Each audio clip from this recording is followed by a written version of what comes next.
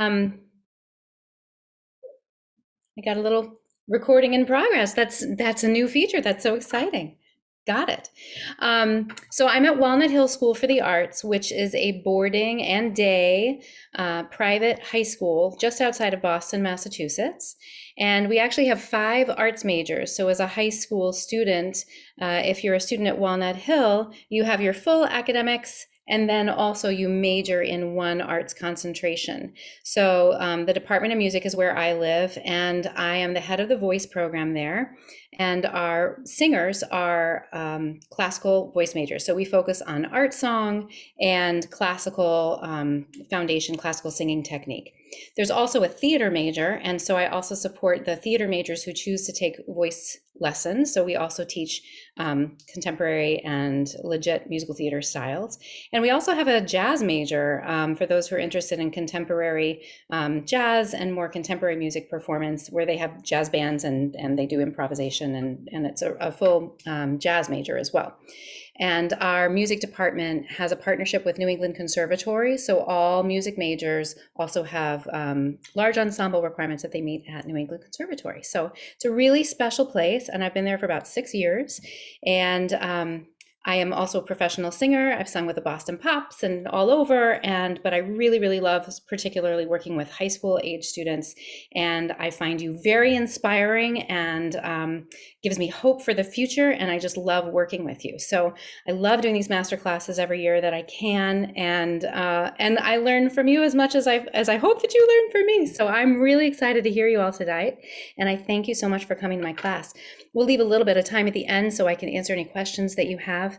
But I'm just going to tell you a little bit about how I like to do things. So I want you to introduce yourself. I want you to tell me a little bit about who you are, where you are, what age you are, what grade you're in, anything you wish to tell me about yourself, and then tell me about the piece that you're singing. And then I want you to sing. And then when you're done, I'm warning you now, I'm going to ask you, what did you like about that? It's one of my things. So be ready. So I want you to really enjoy yourself when you sing. When you sing, if you're nervous, it's fine. We're always nervous. I'm a little nervous now. Nerves don't go away. It means that you care, which is fantastic. So I want you to pretend like it's the second time. You know, it's always better the second time. So I want you, when you sing, to pretend like it's the second time right when you start.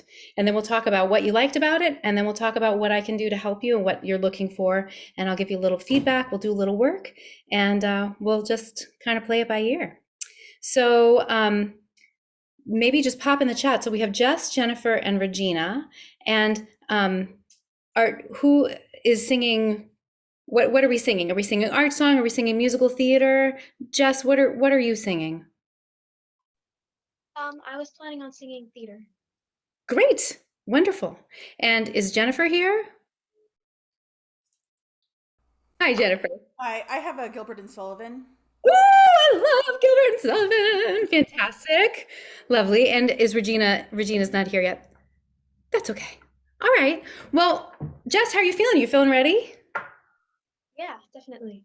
Fantastic. So before you start, I'm just going to ask you to tilt your camera down a little bit so I can see just a little bit more of you. I like to try to see you from, waist up, just so I can, just so I can feel like I'm there with you on stage and I get the full performance. I know we're all zoomed out right now, so I know it's a lot to be here right now, but I'm really looking forward to hearing you. So tell me about you and your piece, and I'm ready whenever you are. So I'm Jessica Holiday. I am 15 years old and I'm in New Jersey right now. I'm going to be singing Shy from Once Upon a Mattress. So yeah. Sounds great. Whenever, are you doing a cut or you're doing the whole thing? I was planning on doing the whole thing. Perfect. Sounds wonderful. Whenever you're ready. Let me get.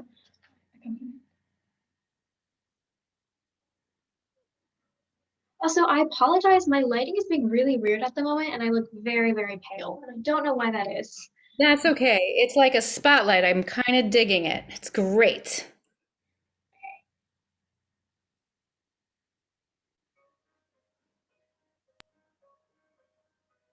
Someone's being bashful. That's no way to be. Not with me. Can't you see that I am just as embarrassed as you, and I can understand your point of view. I've always been shy. I confess that I'm shy. Can't you guess that this confident air is a mask that I wear 'cause I'm shy? And you may be sure, way down deep I'm demure. Though some people I know might deny it, at bottom I'm quiet and pure. I'm aware that it's wrong to be meek as I am. My chances may pass me by. I pretend to be strong, but as weak as I am, all I can do is try. God knows I try, though I'm frightened and shy. And despite the impression I give, I confess that I'm living a lie. Because I'm actually terribly timid and horribly shy. I've always been shy. I confess it, I'm shy. Can't you guess that this confident air is a mask that I wear 'cause I'm shy? And you may be sure, way down deep I'm demure. Though some people I know might deny it, at bottom I'm quiet and pure.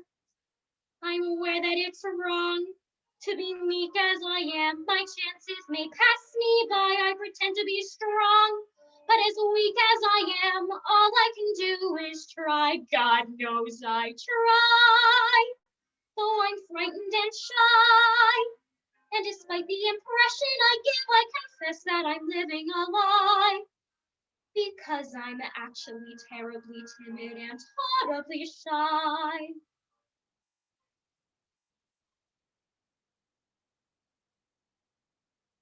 Well done. Very well done. Wonderful job. I just pulled my score out so I could remember a couple of things. Awesome. So, how did you feel about that? Pretty good, I think. Yeah, great. So I would love to hear from you. What did you like about that? What did you like about your performance?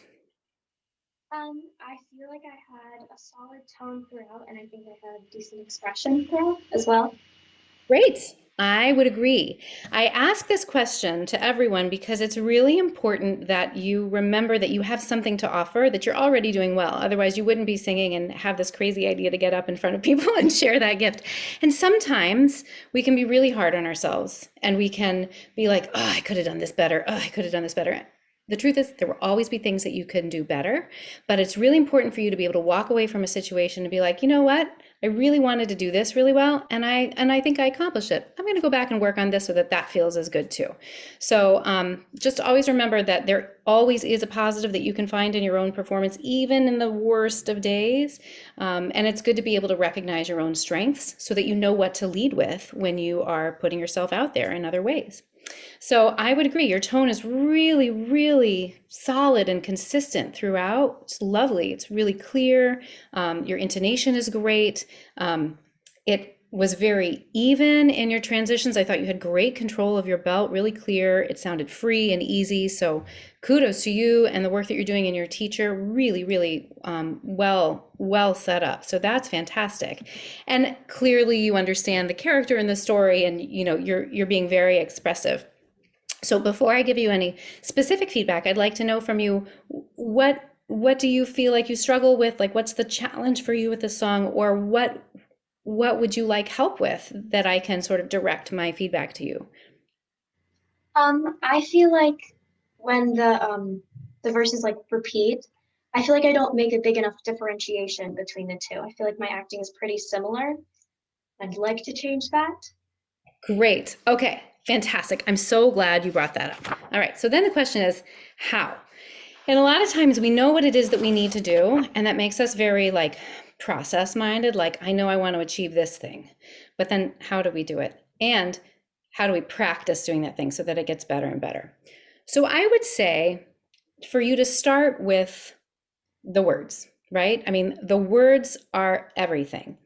This piece is a little bit funny because the whole joke is that what she's saying is not actually how she is perceived by anyone else, right? Her shyness is the standard among her people her level of extroversion is considered very like introverted and shy, right? But now she comes here and everybody's like, whoa, you're a lot, right? So what we're seeing from her is very extroverted and very full, but she thinks of herself as maybe not quite that extroverted. So there's a joke in that antagonism of what she's saying does not match how she actually is. So when you have a comedic song, I think it's really important to really know what the words are that you're saying and really mean them rather than trying to play the comedy, because we as the audience can see what the situation is and then we get to decide why that is funny. So I would say for this, let's pick a moment where kind of the big reveal happens, right? Where do you feel that first, based on the words, based on the music as well, is there a moment that we first start to tell this joke? I feel like it's when she says, "I've always been shy" the first time. Right, right. I mean, it's kind of an obvious question, but yes, obviously. That starts very softly. It's on unison, sort of low middle voice, right? So we can look at the melodic line to give us a clue that it's sort of neutral. And then she comes out really strong with this sort of belt in the upper middle voice on the word shy, big open broad shy, right? So I think in order to really play that, first we need to recognize that there's a contrast there. And when you're singing that beginning part about being bashful, there needs to be a gentleness, there needs to be a softness to it, maybe a sort of intimacy, maybe a little bit of a self-consciousness or an apology. I'd like for you to pick one emotion or characteristic that is that tone for that whole beginning part. And then when you get to the part about I've always been shy, it's like, it's not that you're saying I'm shy, and it's not even that you're saying you're outgoing. What you're saying is, I'm sorry, I'm not enough, right? So if you can think of whatever it is, why are you loud there? Why is it all of a sudden belted? So you look at your words, you look at the musical treatment of it, you look at where it lies vocally, you look at where that subtext is of what the joke is that's being told, and then you try to play those contrasts. Then your question about how do I get into the second verse and might make it more interesting is you have to find something new in that second verse. Now, the music that I have doesn't, I felt like you repeated, and so you may want to investigate another cut of this at some point in time to give you a little bit more to work with, because there is more contrast in the piece. It's quite long, but like the version that I have is in this book, and there's like a different ending to it. So that might be something to explore. If you feel like you don't have enough to work with because there's not anything different the second time around, you have to work way harder to find out how are you going to make that contrast. And I think that might be part of what you're up against.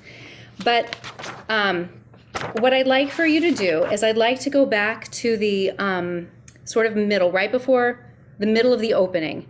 And I can, let's go from, I am just as embarrassed as you, and I can understand your point of view. I've always been shy, and then start to sing shy, okay? So if you can do it a cappella if you want to, but I want you to play, and I want you to tell me what they're gonna be. I want you to play, what is that first emotion gonna be that makes you sort of more soft and intimate so that the surprise really happens in a minute? What's that first emotion gonna be for you?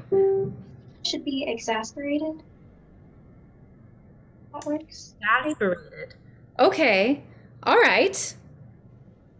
Okay, because you're frustrated because they don't really understand you. They're just meeting you for the first time and they don't really understand you. Okay, I like it. I like it. Okay, so if we're gonna play exasperated on every single word. And then when you get to shy, what is your emotion gonna be there? Or what is your subtext gonna be on the word shy? I think it should be more like ashamed. Okay, like, I'm so sorry, I'm ashamed, this is so embarrassing. Okay, great. So let's go back from, and I am just as embarrassed as you. Let's go from there. And I am just as embarrassed as you, and I can understand your point of view. I've always been shy. I confess it, I'm shy. Great. Now, when you're working with a track, you may be limited in this, but I want to give you permission when things go back to normal, whatever that is, that you really milk it. I've always been shy. Like, really make us wait for it and then give it to us, right? No rushing there, especially when you're a cappella and you're working this way. You don't have to rush. Take a little bit more time. Another thing that you can do to give us that contrast is you can even think a little bit more legato. And I am just as embarrassed as you. And I can understand your point of view, right? Like, oh, it's just, it's terrible. I've always been shy, right? Big smile, big change of face, big change of everything. Okay, let's try it. Wait, from the same. That I am just, yeah. Okay, sorry. That's okay. That I am just as embarrassed as you, and I can understand your point of view. I've always been shy. Great. All right, good. Now, the other thing is, for this very first one, you're going to have to give us the surprise. It's like the Surprise Symphony, right? You're going to have to give us that note, give us a surprise. But then you're going to maybe want to dial it back just a little bit. So you leave yourself room to go. Because if the second verse comes back and you've already given it 10 on the dial of volume and energy, you won't have anywhere left to go and you're going to end up pushing, which you did not do. And I applaud you for that. But I'm just putting that out there. Just pace yourself, right? So let's link this. Shy, I confess it, I'm shy. The second one, if the first one is apologetic, is the second one more apologetic? Is it more ashamed, right? Is the first one ashamed and the second one's apologetic? See if you can make a little difference between those two. Is it okay for you to start there? Okay, so when you say the word shy the first time, what's your dominant emotion going to be? Oh, I didn't hear you. I'm sorry. No, it just the sound cut out. And then the second shy, what are you going to say? What's your dominant emotion going to be? Apologetic. Perfect. Okay, so let's do it. I've always been shy. I confess it, I'm shy. Good, great. Now, one thing that's making it the same, which you might want to think about, is how your whole body has language to it. Right? We've heard body language. We have this as singers too. We have this as actors. And one of the things that you really want to try to tap into, which is what I'd like for you to think of as you're thinking of these differences, is what your gesture says. And in this case, if I had the sound off, I would have seen the same emotion because of what I saw with your face and your hands. Right? So even though your brain was saying there's a different subtext and your face was saying a little bit there's a different subtext, what your hands were doing didn't gel with that. So you want to make sure that you really think about your gesture as emphasis for what you're saying as you would in speaking. So we're gonna, before we go on, I want to see if you can I want to see if you can just speak the words for me, that one phrase, and I want you to use your hands like my little old Italian grandmother and really make sure that you give me emphasis on the word so that I get more meaning with it just besides what your voice is saying, okay? So you're going to speak it like a monologue in the time it takes to sing it, right? So for example, I would say, I am just as embarrassed as you, because that's how long it takes to sing it. But you're going to do, I've always been shy, okay? Wait, sorry. I've always been shy. I confess it, I'm shy. Good. Okay, try it again. I want you to try totally different. So like in acting improv, we would be like, change it up. Do something new. So not the default. I want you to be kind of wild with it. Like maybe even change your speaking voice a little bit, the inflection of your speaking voice. Okay, try it again. I've always been shy. I confess it, I'm shy. Great. All right. So that was a different gesture, right? Hopefully it comes from the instinct within rather than just deciding what the gesture is. But even, here's the secret, even if you work from the outside in with the gesture, it can mix things up enough that it gives you a little spark so that you can reinterpret that subtext, which can be really useful. So why don't you sing that phrase one more time, and I want you to think of that different subtext that you did with the gestures, with the face, with the focal, all of those things. Try it again. I've always been shy. I confess it, I'm shy. Good, good. All right. So this is where I would say for you to practice. One thing that I found really successful with my singers this year, in the year of not singing in person, has been all this video work that we've been doing. It's actually been super helpful. What I would recommend that you do is record yourself, sing it full out like you're performing, and then watch the video back with the sound off and see if you can track the story and track the evolution of the character and how it changed. Couple of things to look for. If you want it to have more difference by the time you get to the second verse, you need to decide what that is. Is it more of something? Is it less of something? Is it bigger? Is it louder? Is it a different focal point? Are you talking to a different person? What changes for the second time that indicates that you need to do that repeat, right? Because there's no such thing as a repeat. You might say the same words, but it's not a repeat because it's always going to be new. If you have to say it again, there's a reason why. So watch yourself and see if you can see the emotion and the story evolve in your gestures. And then here's the other kicker. Just listen and see if you can hear that emotion change throughout. And so that we can give that feedback to the audience about how they're supposed to feel about what this character is going through. You want to experience those changes in your own interpretation and the own evolution of that character spontaneously, even though you've practiced it, so that we can experience it live for the first time when we're hearing you perform it. Okay? And I guarantee you'll notice some repetitive gestures that just kind of become a default place, like a comfortable place to go. And so if you get stuck and you notice them and you're not sure what to do, mix it up. Lie on the floor, turn around, dance around the room, do something that has nothing to do with the song, move your arms in all different kind of ways, just to see what you discover and what you open up in your body and instinct that might not have been there before. Okay? Thank you.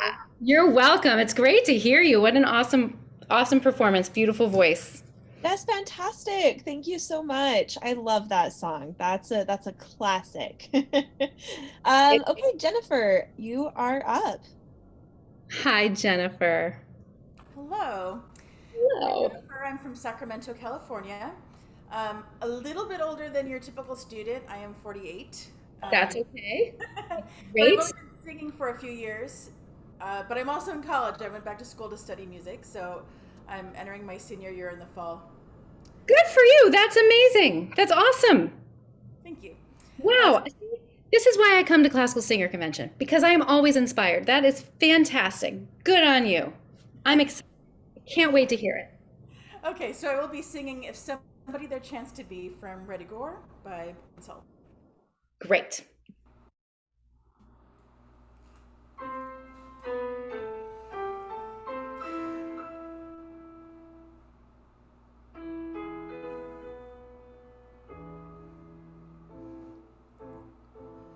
If somebody their chance to be, who loved me in a manner true, my heart would point him out to me, and I could point him out to you.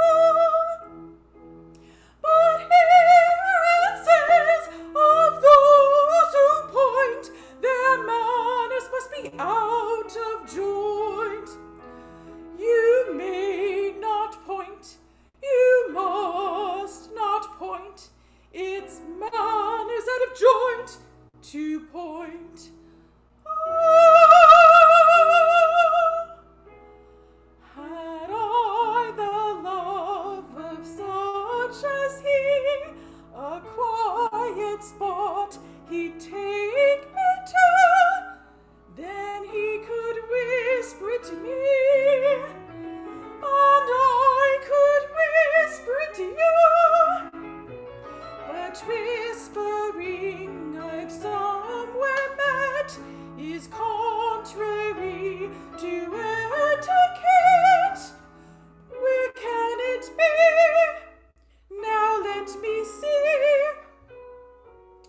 Yes, yes, it's contrary to etiquette.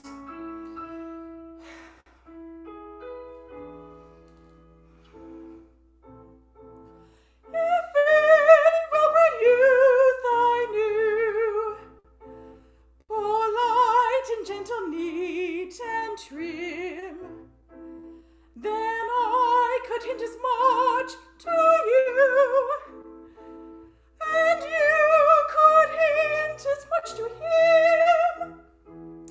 But here it says in plainest print, it's most unladylike to hint. You may not hint, you must not hint.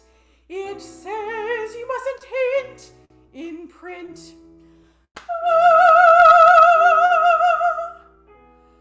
And if I loved him through and through, true love and not a passing whim, then I could speak of it to you, and you could speak of it to him.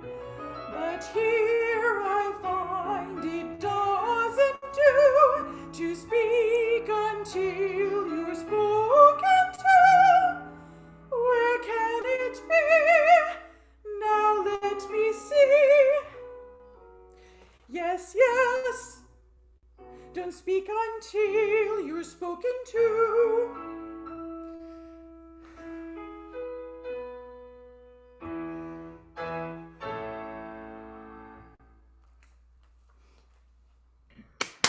Brava! So nicely done. Oh my goodness. I have so many things to say. I was delighted. So first of all, tell me what you liked. I acted all the way through and didn't get distracted by the acting and forget my words. That is a definite win. Good for you. Yeah, I mean, I think to me that was definitely one of your strengths too, is you have such a keen sense of the comedy and the comedic timing. You know, you'll hear different things about whether or not you should mime if there's a prop or whatever. I didn't mind it. I mean, we kind of throw a lot of stuff out the window right now while we're doing Zoom, but I thought you interacted with it very well, and I thought it was funny. You had some like self-commentary in your subtext that showed on your face, which I think was a really great display of comedic timing and interpretation. So really well done. I mean, that was really, really wonderful. So tell me about what the challenge is for you with this piece, or in what you're looking for in particular for feedback. So one of my big problems, especially with this one, is I press. I get tense and I grab with my jaw and my tongue, and because I'm prone to be all opera-y, I think I force it a little bit too much.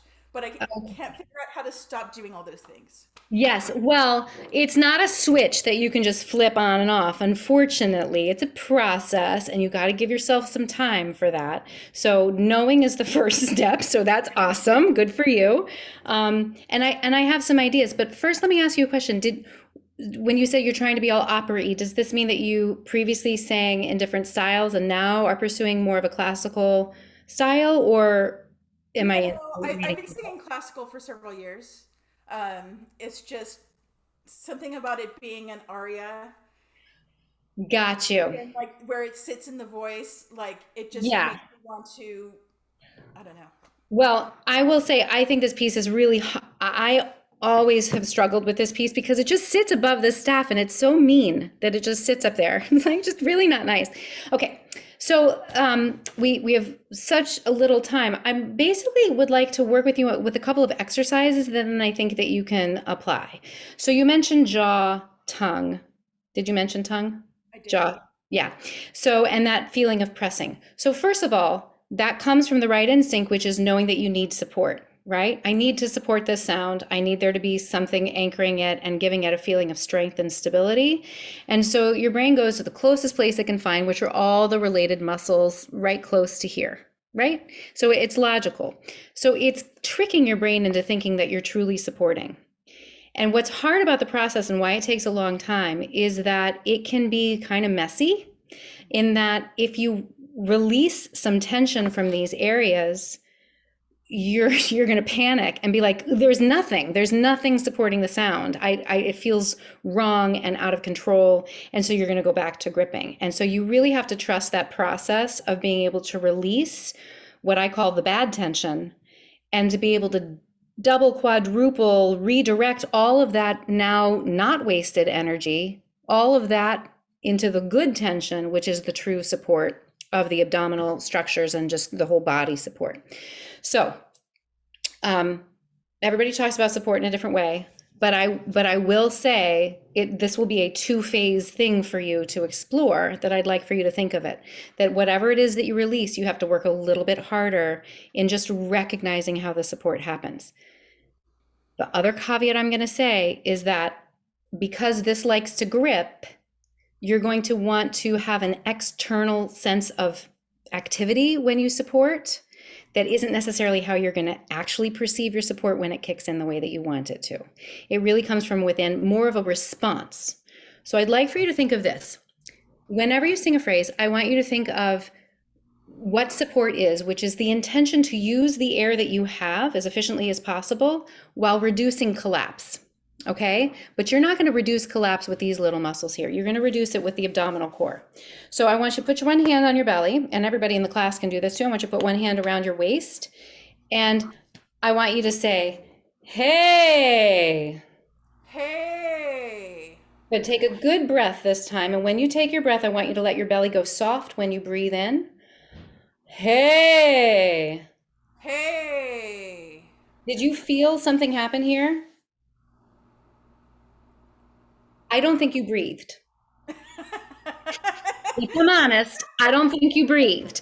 So what I'd like for you to do is blow out your air for a second, and then really let your throat totally relax and let your belly go soft. I mean, let it just go soft, and then say hey.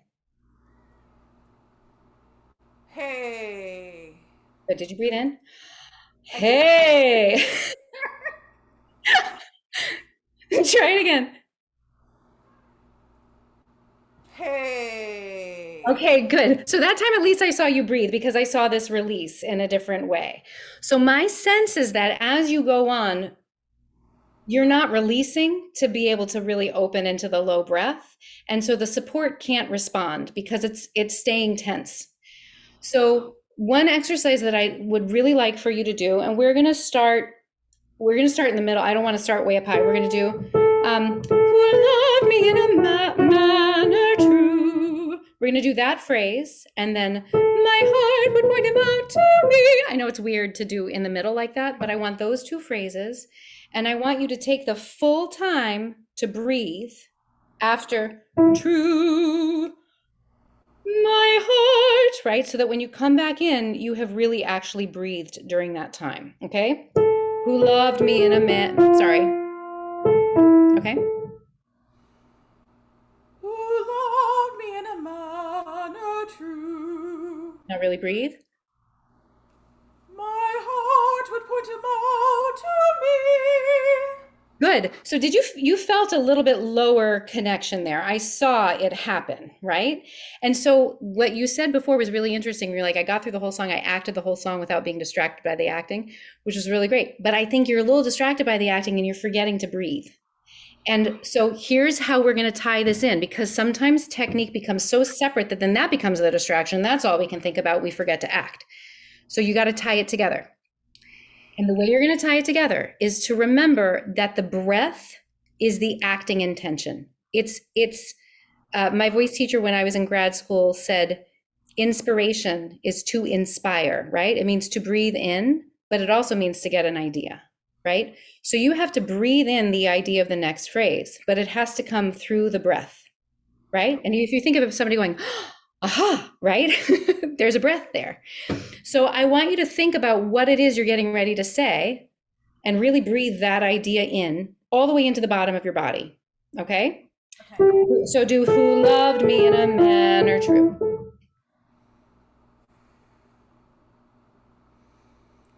Who loved me in a manner true. Inspire. My heart would point them all to me. Good. Now, what I loved about that was actually your voice sounded more grounded and your intonation stabilized. Did you feel that happen? Yeah. Yeah. So I think even though you're rightly saying that you have some tension here, I think one of the biggest ways for you to address it is not just to focus on what's happening here, but to actually find out why that's happening and then to look at sort of the bigger issue, which is breathing and letting your body respond by saying, okay, so I've used up my air on this phrase and now I'm hitting the reset button and I'm getting a new breath with a new idea. And so I can start from scratch again. And then I can let my body respond with support because I have to use this breath up. And then I'm going to reset. So one way to practice, I mean, this piece is pretty well spaced out that you might not have to do this, but you can, and any of you in the room and you for any other repertoire you have, you can practice this by taking the breath completely out of tempo, right? So you would go, who loved me in a manner true. My hand would be up, right? So you just take the time to just really make sure that you've actually let go of any tension that has crept in as you're singing. There is a good kind of tension that creeps in as you're singing. The support should go from firm to firmer as you sing, but you have to let that go back to soft and released before you start the next phrase. So you can practice it with your acting intention by making sure you get the thought. You can practice it by the physical external of like really letting go of those muscles.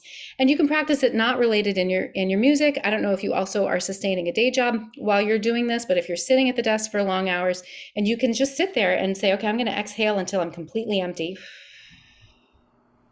So you feel like you're going to die, and then see what you can go and let go of, and how deep can you feel that sort of expansion, 360 degrees. You want to feel your chest expand. You want to feel your rib cage expand. You want to feel your back expand. You want to feel your belly expand and feel soft. And it's not because air is going in your belly. It's because as your diaphragm descends to make room in the lungs for the air to go in there, it displaces all of that stuff in the belly.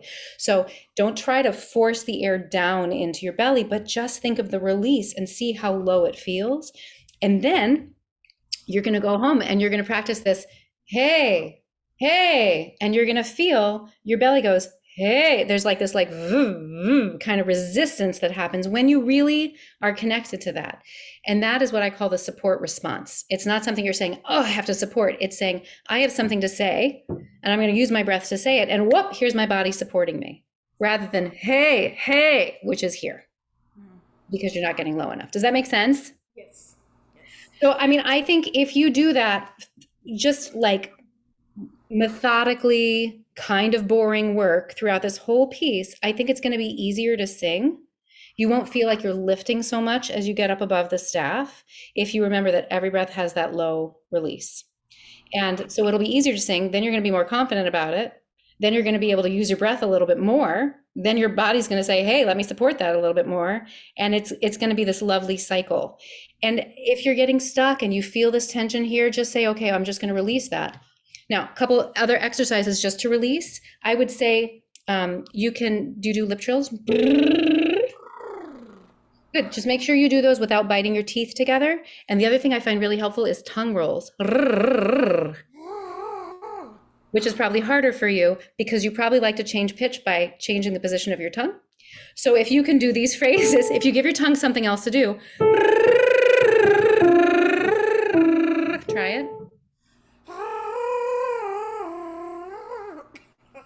So there's a discovery to make there in that practice. See what you can do to find the consistency of that, what it does to organize your breath to tone balance so that you're not wasting air and that you're not manipulating these tiny muscles to try to change pitch and or support. Then you release it actively by doing the exercise. It actually helps to like a massage, right? It like releases the tongue, but it also helps you train that coordination a little bit better so you're not relying on the tongue for those support muscles. Okay, so you're going to look at it at the breath. You're going to look at it by releasing these muscles in the meanwhile. You're going to put it all together and you're going to make sure to include your dramatic inspiration into your breath work so that it's all linked and it doesn't feel like this drudgery of like, oh, I've got to do technique now, when what I really want to do is act the comedy.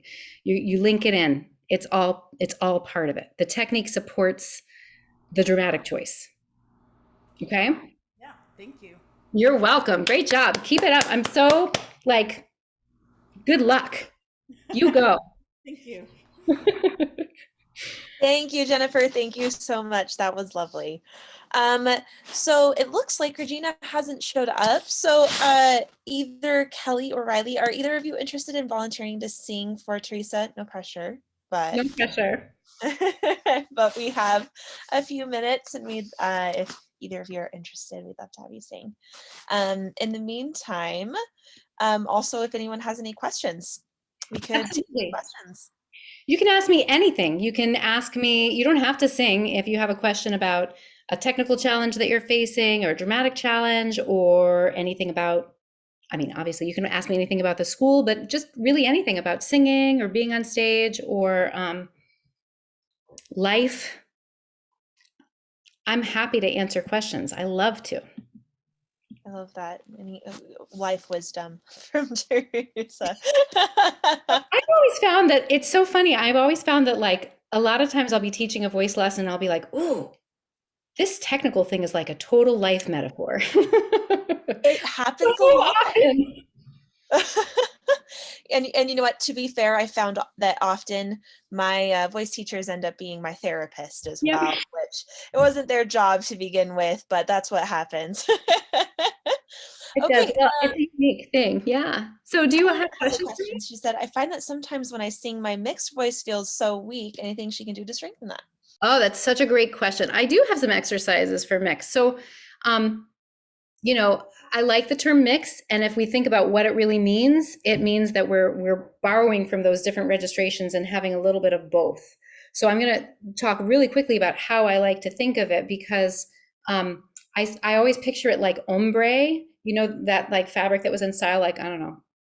I've lost a few years of my life here because I have small children, but like 10 years ago, maybe ombre was really popular. So it would go from one color and then it sort of like fades in and you can like paint it that way. So I think of it that way. So we have head voice is how we've always, you know, thought of it, and chest voice. And there's different terminology now, but I'm going to be real basic about it and say head voice and chest voice. And they feel kind of very black and white. But if you can find how they overlap and sort of mix that gray together, you can play with it. And one of the best ways that I found to play with it is to actually use dynamics. So you can keep your mics off, or if somebody wants to volunteer to do this exercise with me, for example, you can take a note like, I'm going to take this C and say, I'm going to sing this note very softly, and then I'm going to slide down the octave. So I'm going to go, and if you do that, you can feel that that low middle C feels kind of like head voice when it's really soft. But if I wanted to sing it in chest voice, and I crescendoed, there would be chest voice there. So then we can say, oh, well, how do we navigate between chest and head so that it's really smooth? Well, maybe if I play with a little crescendo, decrescendo exercise, I can feel where that tilt happens, where it tilts over to head and where it tilts back into that chest dominance. So we can all do that. We're going to do loud, soft, loud on middle C.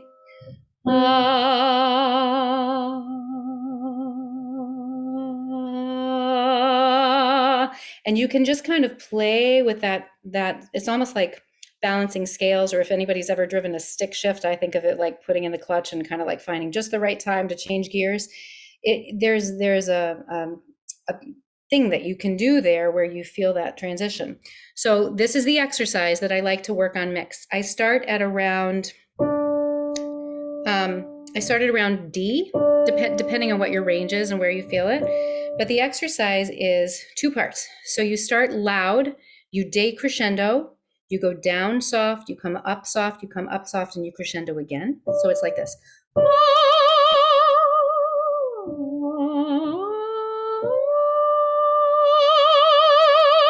And then you flip it.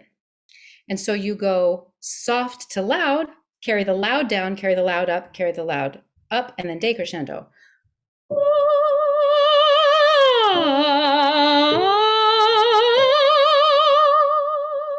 Now, the rules of crescendo and decrescendo are, if you crescendo, you may not add pressure, you may not add weight, and you may not push more breath at it. Anything else is on fair game. For decrescendo, you may not make the space smaller, you may not hold your breath, and you may not pull the breath backwards. Anything else is fair game. And so approach the exercise with the curiosity of, how do I do this? Does this work? Does this work? Does this work? And explore that range of dynamic. And again, like I was talking with Jennifer about, the exercise of doing it will also help to coordinate the thing. As you do the exercise, you're going to get better at navigating that transition. You may do this and it may crack all over the place. You may do this and you don't get very far in the range of loud to soft, but just exploring any range and any change will help you see that thing. And you'll start to see where head voice and chest voice sort of overlap in the middle. So I take this from D, I take this all the way down through my chest. The other thing that I like to think of is, depending on how your voice is balanced and what your teacher does with you, I think you can use particular vowels to help you find that. And going through the mix sometimes, to me, feels like it sort of has to lighten up and go a little bit extra forward. So slides are fantastic. So I like to do things like, ooh, or you may like an E vowel better to keep it really focused. Fa, and you just find that, like, okay, it's going forward. Okay, I feel it still resonating on these bones. Forward is not a thing you do. It is something that you identify that it felt like after you did it right, I like to say, because sometimes if we think too much about placement, we get a little stuck and we end up pushing at the thing that we're trying to achieve. So as you're going towards that sort of narrower or lateral vowel of E or A, maybe, you can feel how the resonance sort of shifts and changes its focus. And you're like, oh, that felt more forward, or that felt more focused, or that felt more concentrated, but you didn't have to push at it for it to happen. And then you just use that E vowel through that middle range and see how it does. So slides through that area, using dynamics top down, I think is really helpful, taking the head voice down. And then the other one that I like is just old school chromatic half steps to the third on E. E, E, and keeping those E's really the same, really balanced. Again, noticing whether or not you want to lift and change position. Usually if there's a lot of maneuvering happening in such a small range, it's probably too much. They should feel pretty much the same while you're on that exercise. And the final thing that I would say is continuing to work on strengthening both sides, right? So if your mix is difficult because you've been predominantly belting or predominantly chest voice oriented in the repertoire that you're doing, spend some time really strengthening your head voice. Really find some pieces that have maybe a lighter mechanism or a lighter approach up there, or maybe it's a softer thing. So maybe you've been doing shy, maybe you should sing Some Things Are Meant to Be from Little Women or something like that, to really work on that head voice for a little bit until the head voice feels really stronger. Then you feel what it is you're overlapping with that chest. Likewise, if your mix feels weak because you've been taking your head voice way down and not super solid in your chest voice, do some chest voice strengthening exercises. Every soprano needs a strong chest voice. Doesn't mean you have to be a belter, but you need to anchor that voice. You need to ground that voice so that you can have a strong middle, because most of the repertoire sits in the middle. The money notes are the high notes, but the middle is where like the story gets told. So you really need to strengthen that middle voice. So I'll give you one more exercise. People have time. I love this one. I got this from Miss Kukuro at Indiana University, because I went and studied with her one summer and she was wonderful. And she got this from her teacher, whose name I have forgotten. But it's this. It's basically a speaking voice exercise that you use your speaking voice to extend into your singing, recognizing that chest voice is pretty much in your speaking range, okay? So it's 4-part exercise. It goes like this. Wee, wee, wee, wee, wee. Say we. Say we. Say we. So you sing wee, wee, wee, wee, wee. Then you speak like you're giving a speech or you're on stage. Say we. Really anywhere, but in a normal kind of well-supported speaking voice. So you say we. Then you say we on the designated pitch of tonic. Say we, but you're still just talking it. right? At a speech or presentational level, talking it at pitch. Then the only thing you do is you add time and it becomes singing. So by that, I just mean you stay on it a little bit longer, you spend a little bit more time giving it breath, and it becomes singing. What you may want to do if your chest voice is not anchored or doesn't feel really strong, what you may find yourself doing is, I'll demonstrate, wee, say we, say we, say we, and it sort of lifts and goes away. I really encourage you to resist that and really go for the extended speech. We, say we, say we, say we. And it may feel a little weak and like it's gonna crack and it's like gonna break, but you'll really make a discovery. And you take that down as low as you feel comfortable, just to help sort of find and anchor that chest voice through speech. And the benefit of that for any singer of any style is that your singing voice should sound like you. You should sound like you. And so you can ask yourself as a singer, why am I singing this song? This song has been sung by many others before me. It will be sung by many others after me. Why am I singing this song? Because I am the only one in the world with this voice who can sing this song this way. So we want to hear your voice singing this song that you've chosen to sing because it speaks to you. And if it speaks to you, it's going to speak to us. And if it speaks to us in your authentic voice, it is like nothing else in the world, right? So you really want to connect with that and find your singing voice as an extension of that, to honor yourself and to honor the music and to share your gift, which deserves to be shared. Ooh, look at all these questions. I've just been talking. If anyone has any questions, I also have trouble getting good flow phonation in the middle, so I get breathy and intonation suffers. Yes, you have exercises for helping this. And exercises to increase range, specifically lower range. Yeah, so I had a singer who came in with like no chest voice, no low voice, and we did these speaking exercises pretty religiously, pretty consistently, and it really helped. But she had to really engage and really fight that instinct to kind of back off a little bit. Again, finding a healthy speaking voice is really going to help you find that low thing. I find that if you think of singing low by going down, much like thinking of singing high by going up doesn't get great results, singing low by going down doesn't get great results. It's helpful to think of going actually out. So, even just really anything that you do from the top down, if you lead with that sort of more focused lateral vowel and then find where the open vowel lives within that framework, it can help you keep it forward.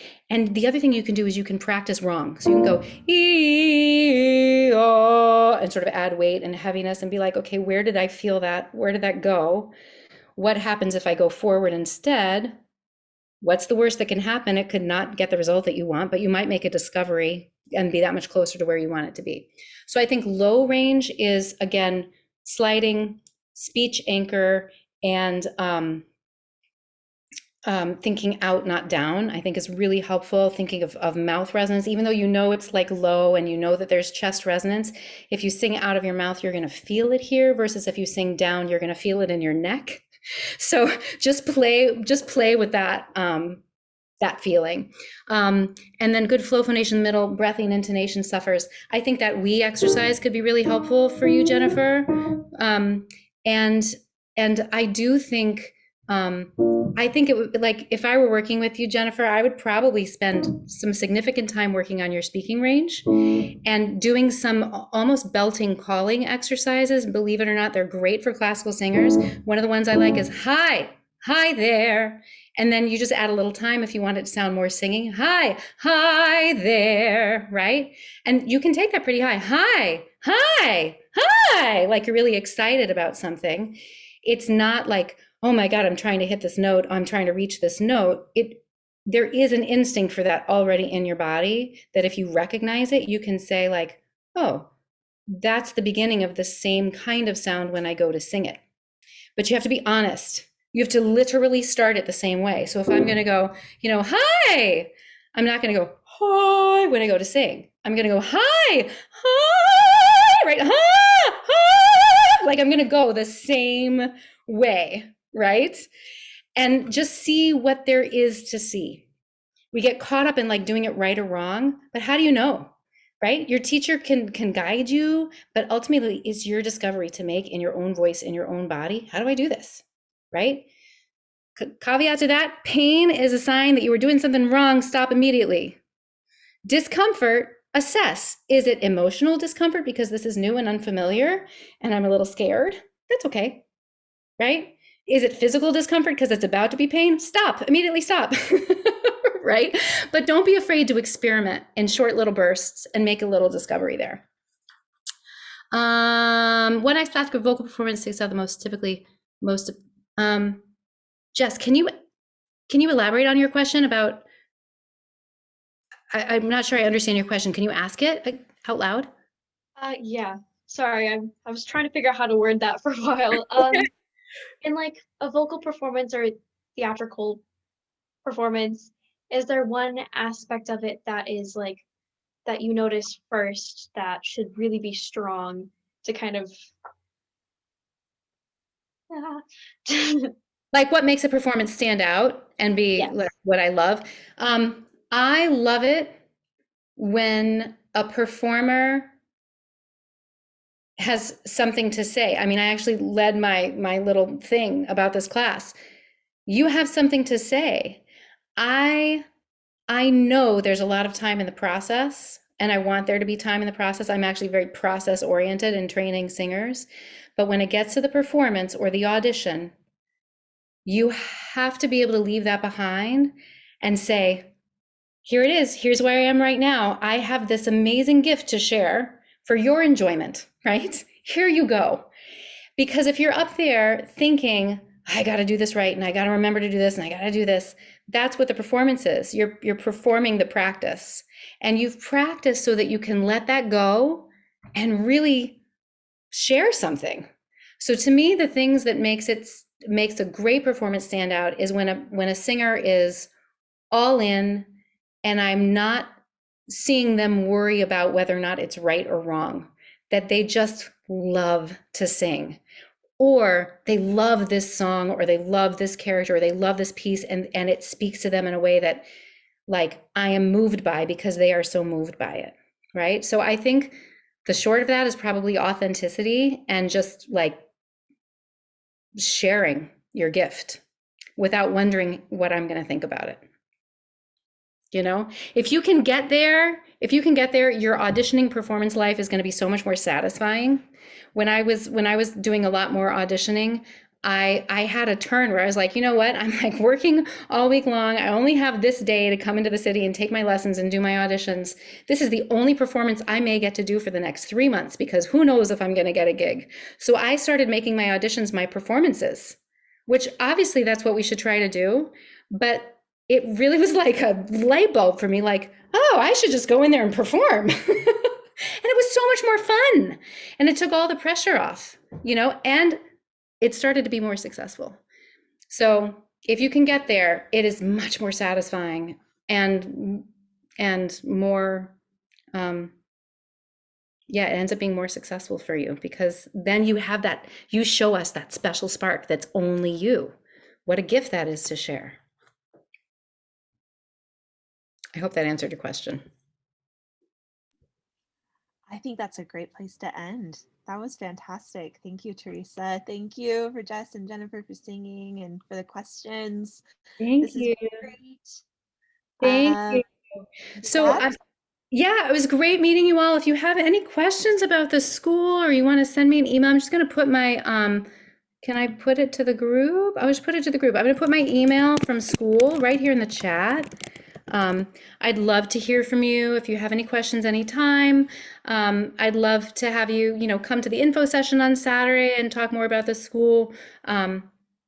So, anything I can do. I love to hear from people that I've worked with in master classes later and see how you're doing. I had like the first classical singer convention I did a few years later, a girl came back and sang in my class again. I was like, oh my God, she sang Shy actually. And I'm like, where are you going? So I love to hear from you. So please stay in touch. And thank you so much for singing. great. Thank you, everyone. Thank you so much. See you later. Bye.